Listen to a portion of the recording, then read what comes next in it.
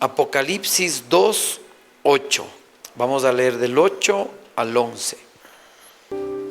Y escribe al ángel de la iglesia en Esmirna, el primero y el postrero, el que estuvo muerto y vivió, dice esto: yo conozco tus obras y tu tribulación y tu pobreza, pero tú eres rico, y la blasfemia de los que se dicen ser judíos y no lo son, sino sinagoga de Satanás.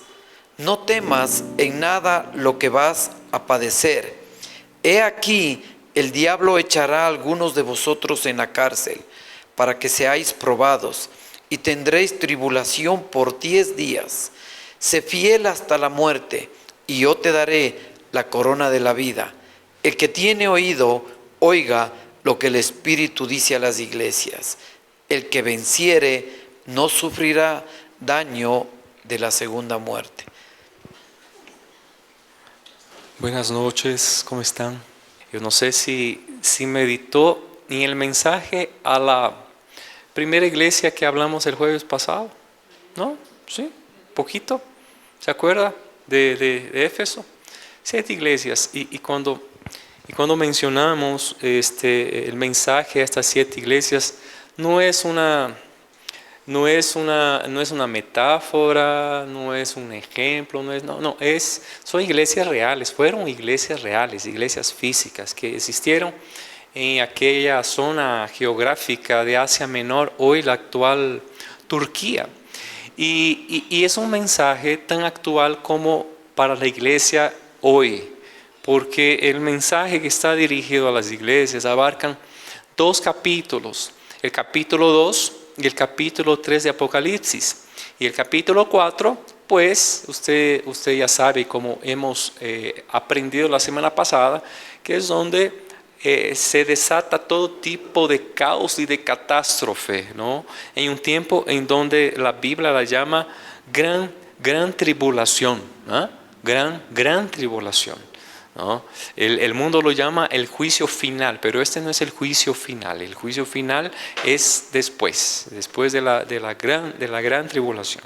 Entonces, hablamos de esta primera iglesia, las 7 iglesias reales: Éfeso, Esmirna, Tiatira, Pérgamo, Sardis, Filadelfia, y la otra iglesia que es la iglesia de la Odisea, ¿no es cierto? Solo dos no recibieron llamado de atención. La mayoría parecían estar bien. Con el caso de Éfeso, era una iglesia que trabajaba, una iglesia que tenía muchas actividades, tenía obras, hacía evangelismo, ayudaba al necesitado, tenía buena doctrina, tenía buena palabra, ¿no es cierto? Sin embargo, ¿qué le faltaba?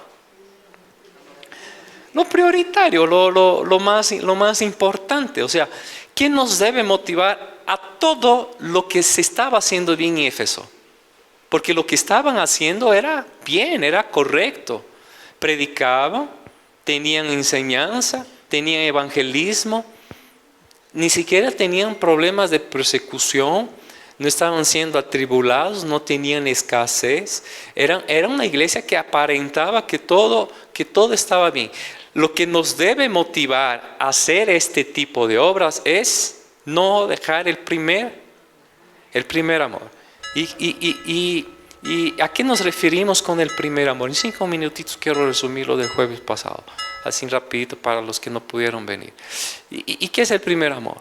El primer amor, hermano, no hace referencia a cuando le conocimos a Cristo hace 10, 15 años y lo que sentíamos cuando escuchábamos los primeros mensajes, o cuando cantábamos, o esta mariposita que sentíamos en el corazón cuando experimentamos la presencia del Señor. No, hace referencia a Dios, es el primer amor.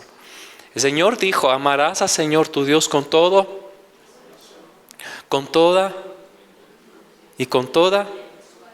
Con todo nuestro ser debe amar a Dios. Entonces, lo que nos debe motivar en el caso de quienes ministran y sirven en la iglesia, de predicar, de adorar, de estar en un grupo de alabanza, de ser parte de un ministerio en la iglesia, lo que nos debe motivar a ello es primer amor. Es el primer amor. Y les hice una pregunta. Los que vinieron el jueves, no contesten, no digan nada. Ese es para los que se incorporaron hoy. Los que se incorporaron hoy, yo te pregunto, o yo les pregunto, ¿se puede servir a Dios sin amarlo, queridos? ¿Qué contestan ustedes? No, los que no vinieron. No, ¿verdad? No. Bueno, el caso de Éfeso, servían a Dios y no lo amaban, porque habían dejado el primer amor, así que tienen cero. ¿No ve? Por no venir. Sí se puede servir a Dios. Se puede hacer obras, se puede predicar, se puede cantar y no amarle, por increíble que parezca. Ahí tenemos el caso. Lea Apocalipsis capítulo 2, del versículo 1 al versículo 7. O también amar más el ministerio, amar más las actividades, amar más una visión, amar más la alabanza, amar más la adoración, amar más al pastor que a Dios. Se puede, no se debe, pero lamentablemente suele pasar. Y pues hicimos este autoexamen para ver si no estábamos siendo un ejemplo, no estábamos siendo parte de lo que Dios llamó la atención a la iglesia de Éfeso. Habían olvidado el primer amor. Así que vamos a trabajar para Dios, vamos a hacer lo que tenemos que hacer. Y no me refiero solamente a estar involucrado en un ministerio o en una congregación. No, el ministerio es afuera, es con tu familia, es con tus amigos del trabajo. Ahí está el ministerio, ¿no es cierto? Pero sobre todo, estar consciente de qué nos motiva a hacerlo. Y debe ser siempre el primer amor. Ahora sí, entrando al tema de hoy, yo quisiera hablarles de esta segunda iglesia, que es la iglesia que se llama Esmirna, ¿no? Esmirna. Ya fue leído por hermano Carlitos. La iglesia de Esmirna, ¿no es cierto? La iglesia de Esmirna. La serie pasada, la serie con el pastor Cristian, no sé si usted se acuerda, él habló o nos llevó por unos caminos, por unas sendas en la que al final David le pide a Dios en el Salmo 139 de que le examine. Dice: examíname, oh Dios, y mira si hay en mi camino perverso. Examina y mira mis pensamientos, ¿no, verdad? Yo considero que este es un nivel más alto de oración, cuando le pedimos a Dios que nos examine. Y cuando esto pasa, lo que estamos diciendo es que ya he examinado y he hecho un autoexamen, pero si es que hay algo más profundo, si hay algo más interno, Señor, tú conoces, así que examíname. Lo que estamos haciendo no es el Salmo 339 que ya fue enseñado. Lo que estamos haciendo es este primer nivel, como el caso del mensaje a las 7 iglesias. Es que nosotros nos demos cuenta de lo que estamos fallando y corramos a Dios, ¿no es cierto? Porque no fue el acabose para Éfeso. No. Dios dijo: si ustedes vuelven al primer amor, pues bueno.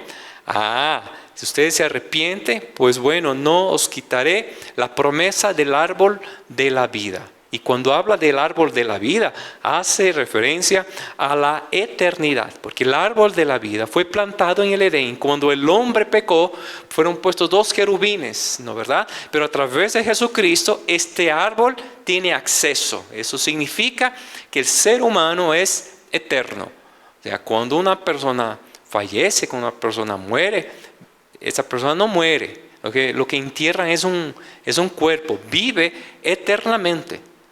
O junto a Dios, o separado de Dios. Pero el ser no muere.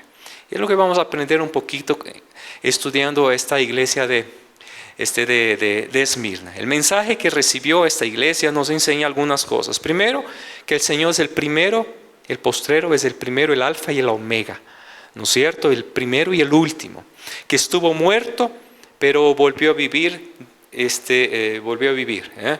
Y para los creyentes nos enseña que en el caso de Esmirna era una iglesia pobre, pero en realidad era pobre materialmente, pero rica para Dios, ¿no? Y vamos a aprender qué significa esto. Y que sus perseguidores se llamaban judíos, pero no lo eran. Adentrémonos un poquito entonces en el versículo 9. El versículo 9 del capítulo 2 de Apocalipsis dice: yo conozco tus obras y tu tribulación y tu pobreza, pero tú eres, aquí hay unos paréntesis, ¿no? Tú eres rico, o sea, materialmente pasaban necesidad. Pero ¿por qué Dios dice que eran ricos?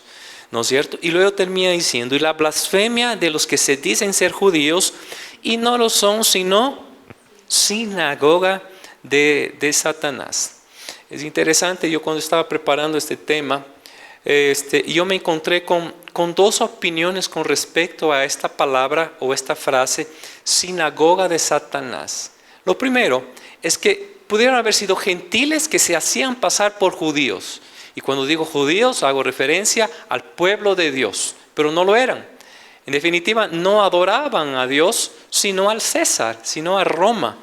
Y la segunda opinión, que considero que es la más acertada para el texto que estamos leyendo, es que eran judíos. O sea, eran judíos, practicaban la ley de Moisés, seguían las tradiciones, pero en realidad no conocían a Dios. Porque una cosa es ser judío y otra cosa era vivir el judaísmo. No es lo mismo.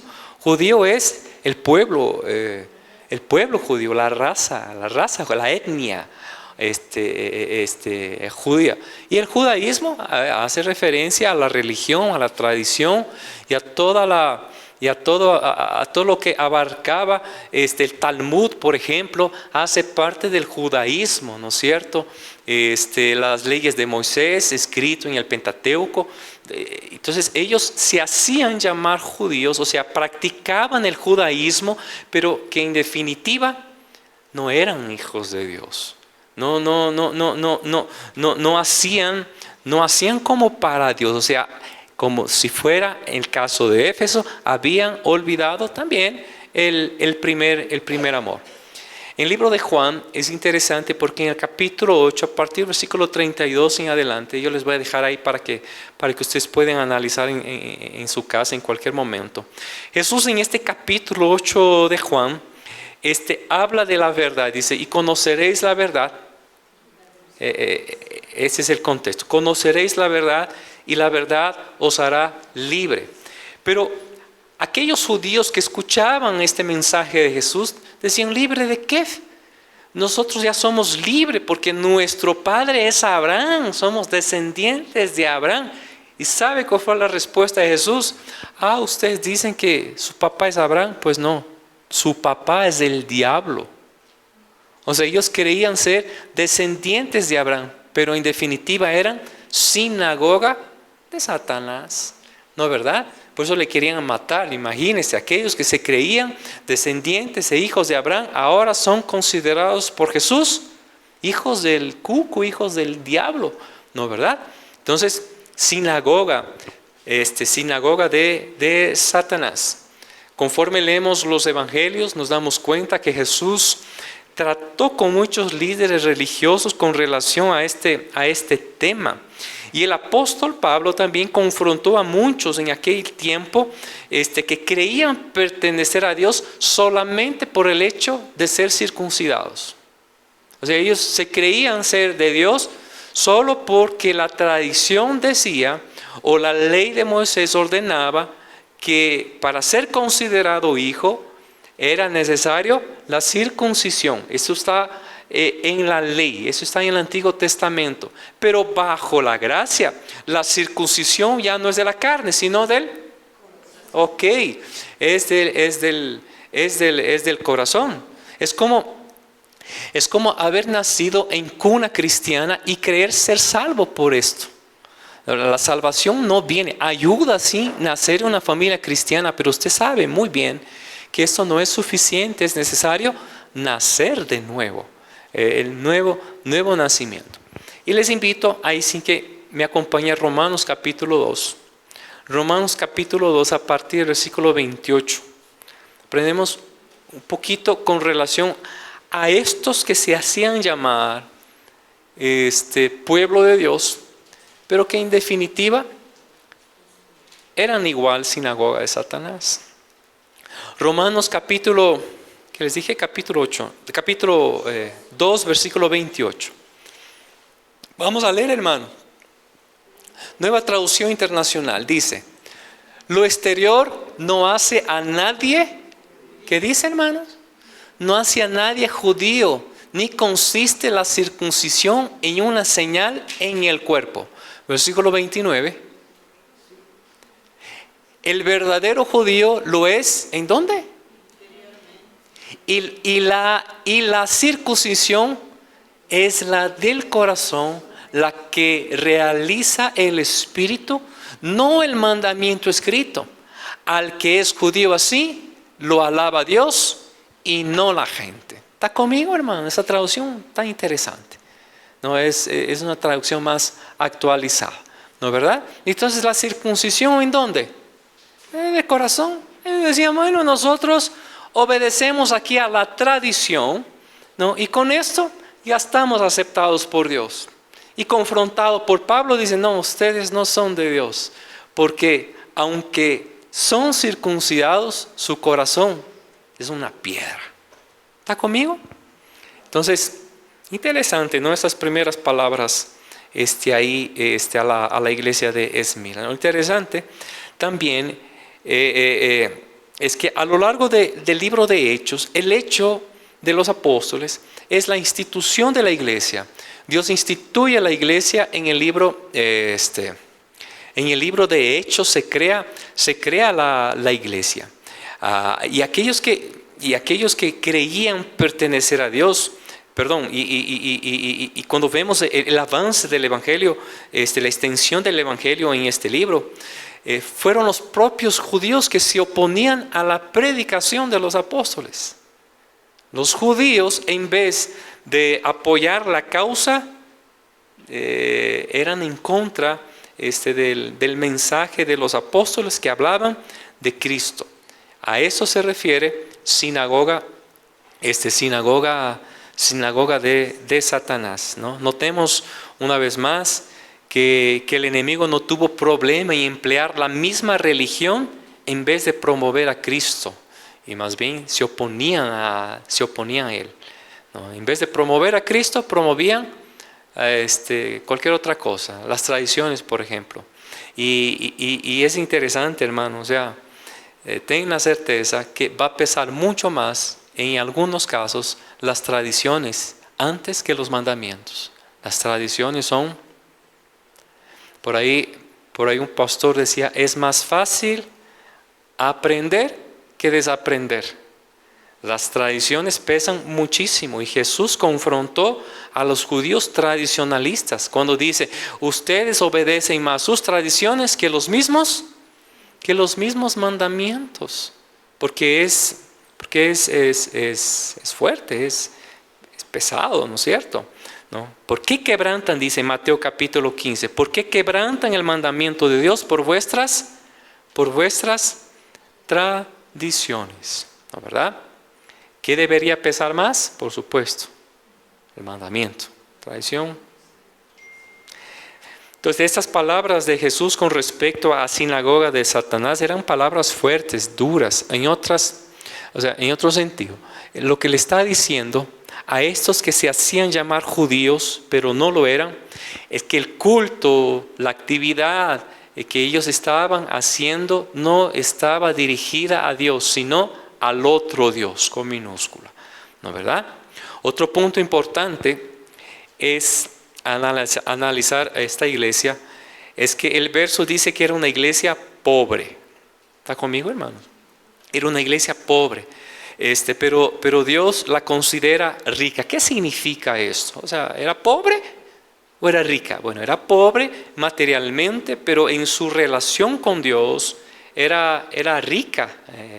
Al contraste de la última iglesia, que era rica, pero Dios la considera pobre. La iglesia de la Odisea era una iglesia que no le faltaba nada. Era una iglesia próspera, una iglesia que sus columnas eran de oro, pero Dios les dice, ustedes son pobres y es más, miserables. ¿No verdad? Entonces la pobreza aquí es solamente material. Cuando nosotros nos vamos al Sermón del Monte, una de las bienaventuranzas está relacionada con aquellos, dice, bienaventurados los pobres, ¿qué dice?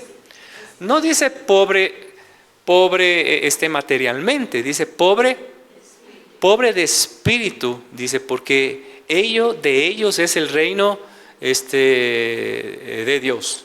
Entonces, no es una pobreza de bienes, sino es una pobreza, o más bien reconocer nuestra condición delante de Dios, nuestra condición pecaminosa, y que sin Dios no somos nada. La pobreza de espíritu nos conduce a buscar el perdón, nos conduce a buscar la ayuda de Dios, a confiar en Dios, a soportar las pruebas. Hoy está muy predicado, está muy de boga la teología de la prosperidad. Hace décadas atrás era al revés. Hace siglos atrás la teología no era de prosperidad, era la teología de la pobreza. Eso fue en el siglo XII, en el siglo XIII, impulsado por un cura llamado San Francisco de Asís. Es ahí donde nace la orden franciscana. San Francisco fue un hombre que vivía en Italia, en un lugar llamado Asís, de ahí el nombre San Francisco de Asís. Él venía de una familia muy adinerada, muy rica, muy caudalosa, muy conocida en Asís. Era un hombre que vivía en excesos, era un hombre que se pasaba de farra en farra, hasta que un día fue alistado al ejército, a la milicia. Y ahí él empezó a experimentar unas marcas en su cuerpo, llamadas estigmas, las marcas. Y desde ahí hizo un voto de pobreza. Dejó todo, dejó todas las riquezas y decidió vivir prácticamente en la miseria. Él solo comía cuando eran sobras de las familias y las casas que visitaba, ¿no? Es más, él se martirizaba aún más cuando en su comida mezclaba con ceniza para sentirse más mártir, más mártir. Él no tenía problema de besar las heridas de un leproso. Ahora usted me dirá, ¿y qué pasa? ¿Y cuál es la diferencia con los mártires de la Biblia? Bueno, los de la Biblia no buscaban el martirio, eran martirizados por la predicación, es muy distinto. El caso de los apóstoles que fueron muertos y fueron mártires por predicar el mensaje, por predicar la palabra. Ellos no buscaban el martirio, sino a consecuencia de la predicación, de hablar de Cristo, de aquel a que ustedes crucificaron, pues eran perseguidos, degollados, atravesados por lanza. En el caso del apóstol Juan, como el mensaje que recibió de las iglesias, llevado a una isla rocosa, inhóspita, fría, apartada, pero Dios incluso ahí le habló con este mensaje a las iglesias, ¿no es cierto? Eso no tiene nada que ver con los mártires de la Biblia, ¿no? De la teología de la pobreza, porque él decía, San Francisco, que la única forma de acceder al cielo era siendo pobre y martirizando. En contraste lo que dice la Biblia, ¿no? Cuando Jesús se encuentra con un joven rico, después de tener una conversa con él, le enseñó a sus discípulos diciendo: difícilmente un rico entrará en el reino de Dios. Es de ahí en donde se toma esta orden, no para decir que los ricos no van al reino de Dios, sino los pobres. Ahora, si analizamos bien el texto, dice difícilmente, no dice que es imposible, dice difícilmente un rico entrará en el reino de Dios. Ahora, el texto hace referencia al rico que confía en sus riquezas. Porque el que no confía en sus riquezas y tiene su fe puesta en Jesús, el texto termina diciendo, porque para Dios no hay nada imposible. ¿Está conmigo, hermanos? Y otra cosa, cuando yo hablo de pobreza, no hablo de humildad. ¿No? Pobreza no es sinónimo de humildad, porque hay muchos pobres orgullosos, así como hay muchos ricos humildes. No tiene nada que ver una cosa con la otra. En el caso de Éfeso, por ejemplo, de Esmirna, materialmente eran pobres, pero también de espíritu y también eran humildes de corazón. ¿No es cierto? Pero para Dios, ricos. Versículo 10. No quiero extenderme tanto. Versículo 10 dice, del capítulo 2, ¿no? Estamos con Esmirna. Aquí está. Estos al contrario de Éfeso, sí encontraban persecución, sí estaban siendo afligidos. Aparte de su situación económica, la estaban pasando mal. Pero que hay unas palabras de ánimo para ellos. Versículo 10 dice, no temas en nada, en nada en lo que vas a padecer, ¿no es cierto? Y aquí, ¿qué dice? El diablo echará, voy a leer mi traducción mejor. El diablo echará a algunos de vosotros a la cárcel para que seáis probados. Y tendréis tribulación, ¿por cuánto? 10 días. Sé fiel hasta la muerte, yo te daré la corona de vida. Es interesante porque es uno de los casos en que el Señor les dice y les anticipa la prueba. Y no solo esto, les dice cuánto tiempo va a durar la prueba. Que fuera así, no ahora. Y que te diga, por ahí el martes de la próxima semana te va a caer una pruebita. Te va a durar 4 o 5 días. Uno medio se prepara, uno medio hace un poco de duelo anticipado y todo lo demás.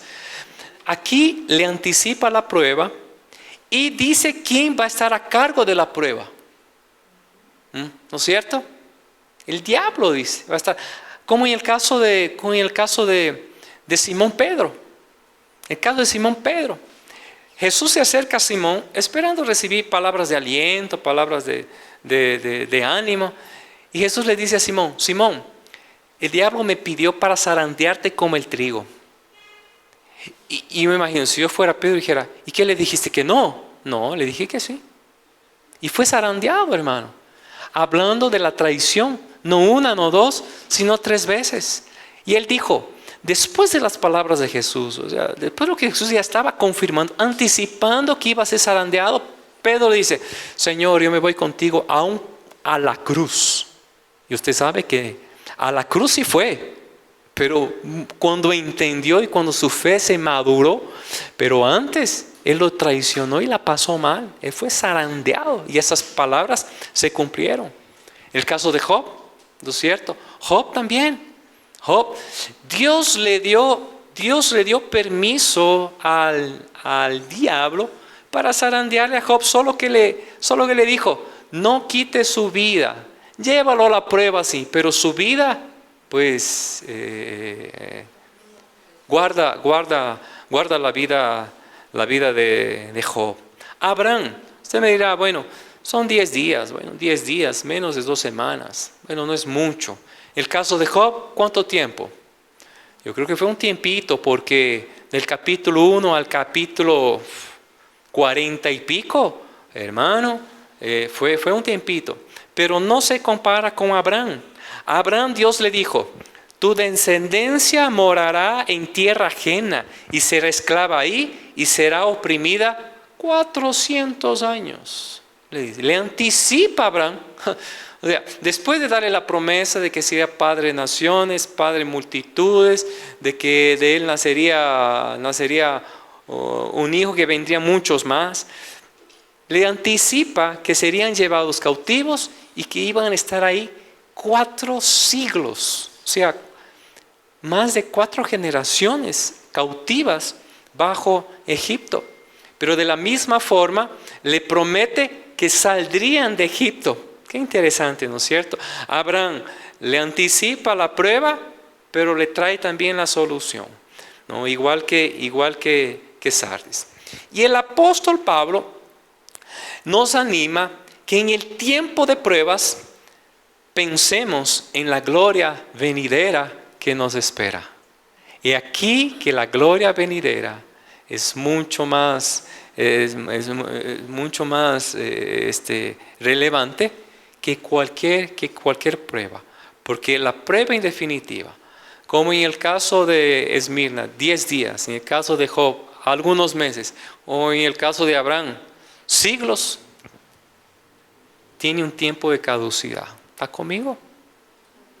¿Está conmigo, hermano? Entonces mire ahí. Entonces, ante lo que Dios habla aquí anticipado, lo anima a no temer, dice el texto. Vamos a leer nuevamente. Vamos a leer esa traducción. No tengas ningún temor de las cosas que has de padecer. Y aquí el diablo ha de enviar a algunos de vosotros a la cárcel para que seáis probados. Y tendréis tribulación en 10 días. Aquí está lo otro, hermano. No temas, dice primero. Y lo segundo, sé fiel hasta la muerte. Fiel hasta la muerte.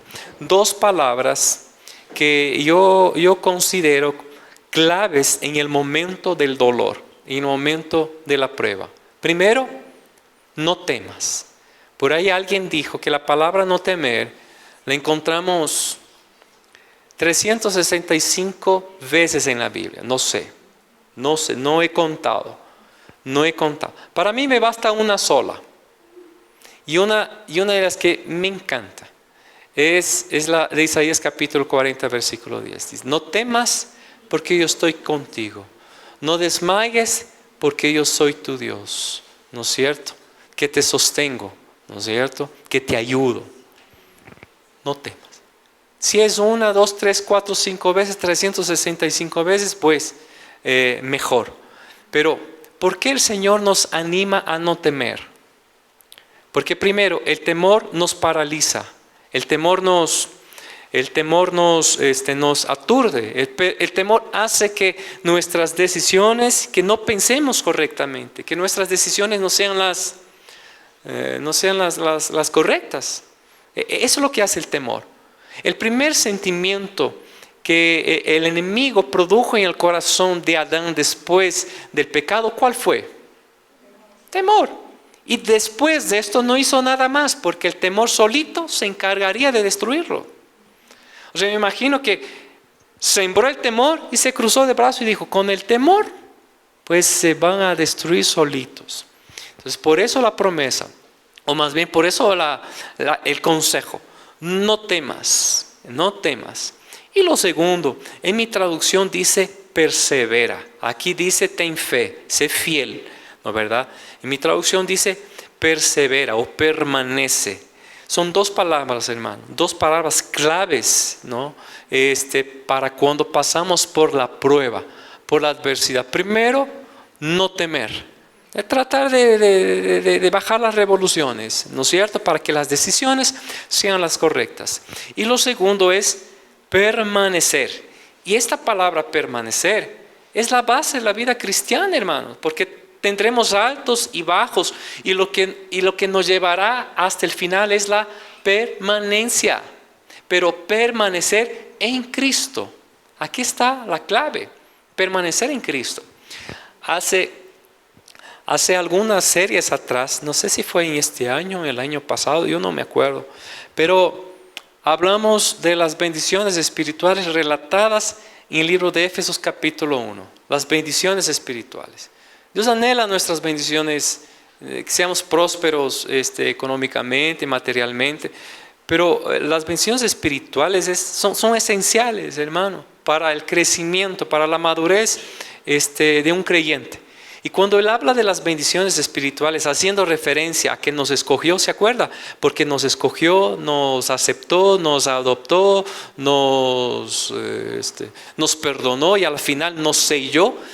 Todas estas bendiciones están encapsuladas, están empacadas en Cristo, en permanecer en Cristo.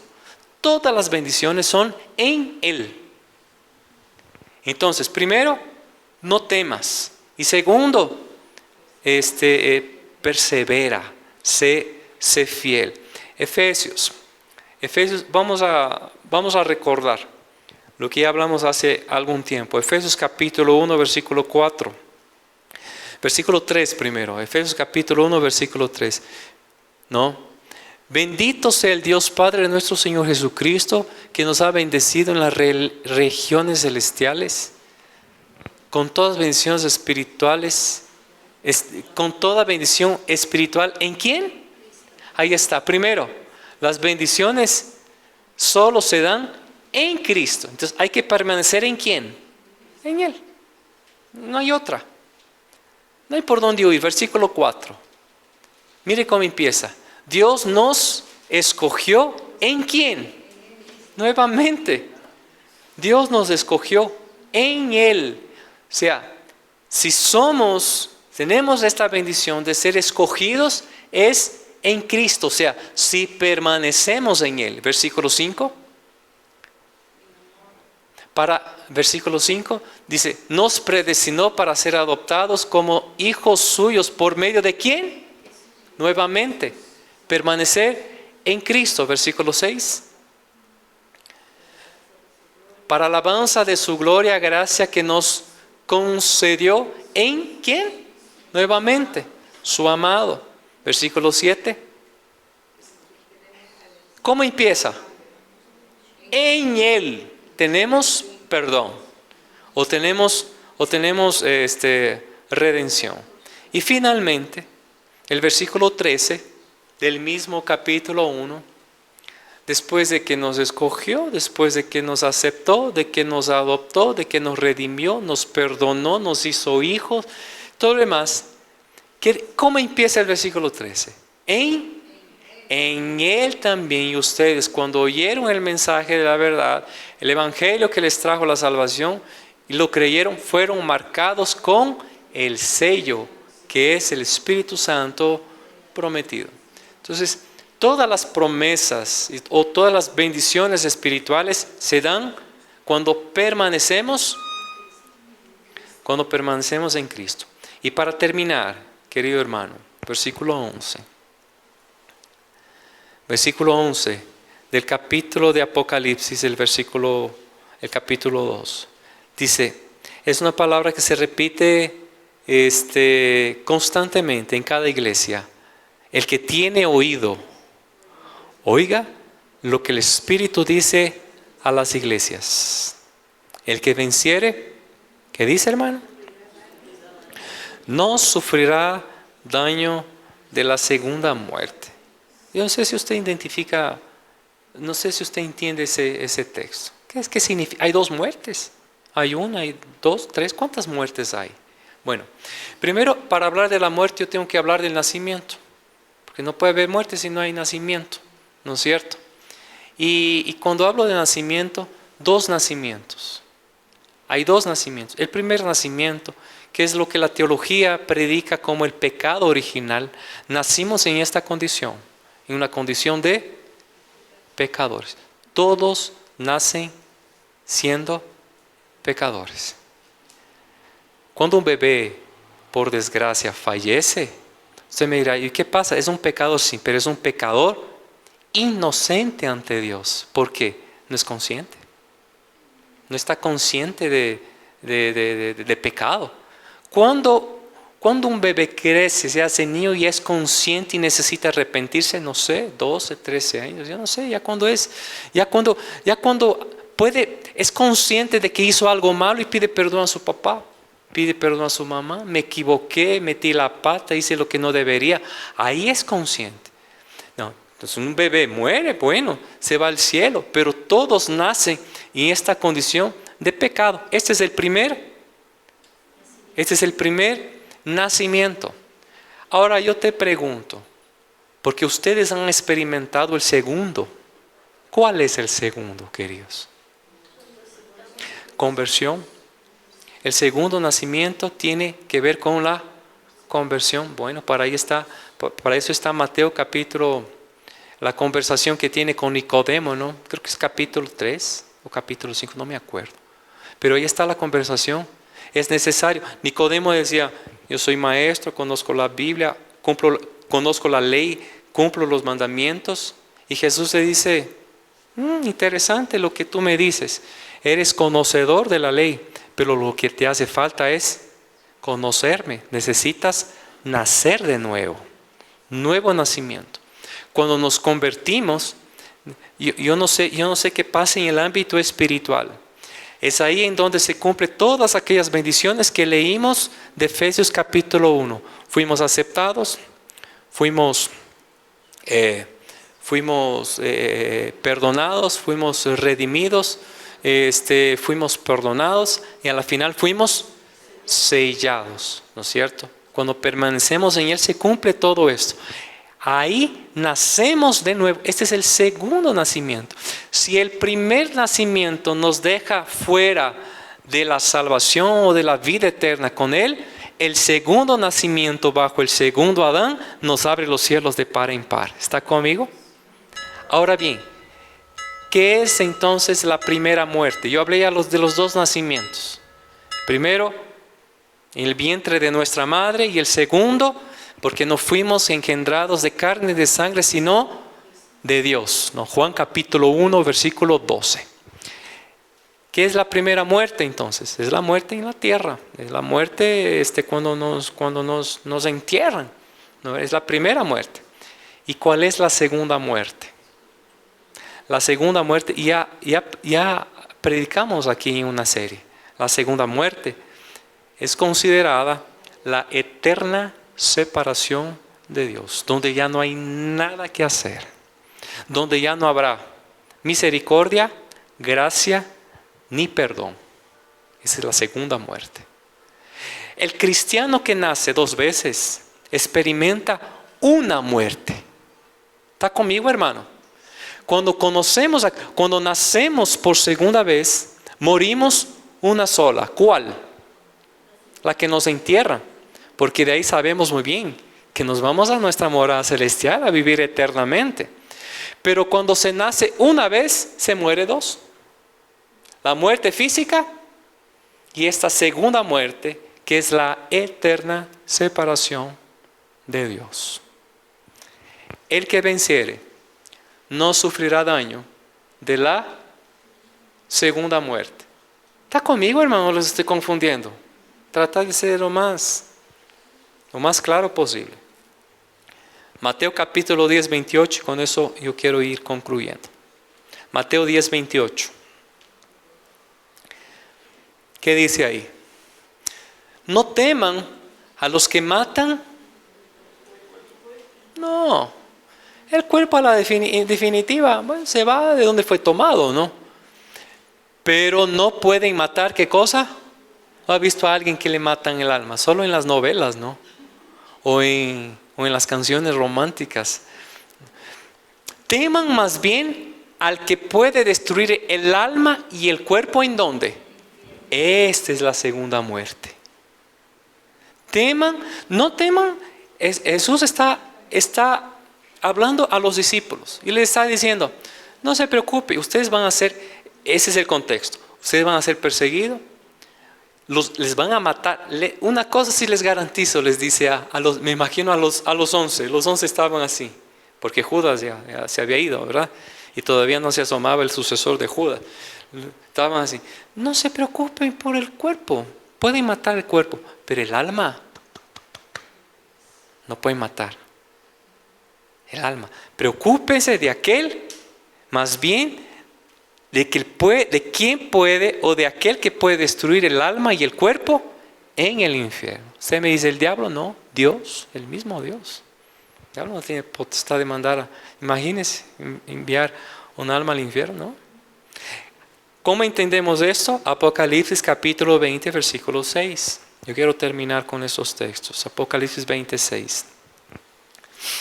26 dice, bienaventurado y santo el que tiene parte en la primera resurrección. La segunda muerte, ¿qué dice? No tiene potestad sobre estos. ¿no? Sino que serán sacerdotes de Dios y de Cristo y reinarán con Él 1000 años. Córrase al versículo 14, ahí del mismo capítulo 20. Y la muerte y el Hades fueron lanzados en el lago de fuego. Esta es la muerte. Ok, ahí está. Segunda muerte, ¿no? Y el que no se halló escrito en el libro de la vida fue lanzado en lo mismo, ¿no? El lago de fuego o el infierno. Capítulo 21, versículo 8. Capítulo 21, versículo 8. Dice, pero los cobardes, incrédulos, abominables, homicidas, fornicarios, hechiceros, idólatras, todos los mentirosos tendrán parte en el lago de fuego que arde con azufre, que es la muerte. Ok. Al que venciere, entonces termina el Señor refiriéndose a la iglesia, al que venciere no experimentará la segunda muerte. Por eso, hermanos, la clave para vivir nuestro cristianismo, para tener la convicción firme de quién hemos creído, dos palabras, no temas y permanece. Si haces esto, eres beneficiario de todas las bendiciones espirituales y la segunda muerte es historia. ¿Por qué? Porque hemos nacido 2 veces. Amén. Que Dios les bendiga.